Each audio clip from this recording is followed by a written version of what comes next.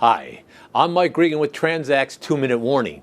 Could your transportation rates really go up by as much as 20% over the next couple of years?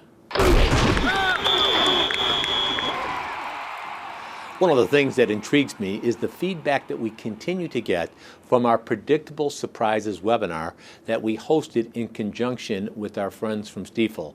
Now, the point of that webinar was to encourage shippers and third parties to take a look at what's happening in the transportation industry and to take a look at the issues and ask yourself, how could this potentially impact capacity and my rate structures with the carriers?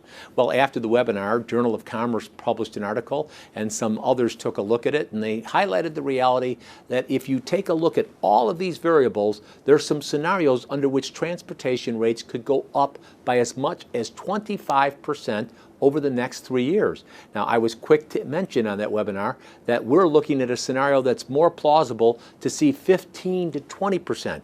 But whether it's 15% or 25%, a lot of companies are not prepared for increases that high. And that brings me to asking you a question. If you take a look at all these issues and you agree that they're likely to happen, how is it impacting what you do within your company? Now, why do I bring this up? Well, we see a lot of companies go to market and conduct bids. One of the things and one of the reasons why their bids deliver average to mediocre results is because they don't reflect the reality of the marketplace today. Folks, whether you look at the market demand index or any of the other reports you want to look at, we are in a seller's market. And that means that your RFPs and your sourcing events need to take a look at some fundamental questions that the carriers are going to be asking you. What kind of questions? Well, first of all, what kind of capacity are you going to commit to that carrier? Second, what are your operational requirements that are absolutely must-have items? The third thing that you want to take a look at is what are the carriers preparing to do with respect to tender acceptance and what kind of incentives can be built into the contract. It's imperative that you take a look at your sourcing events and address these key realities.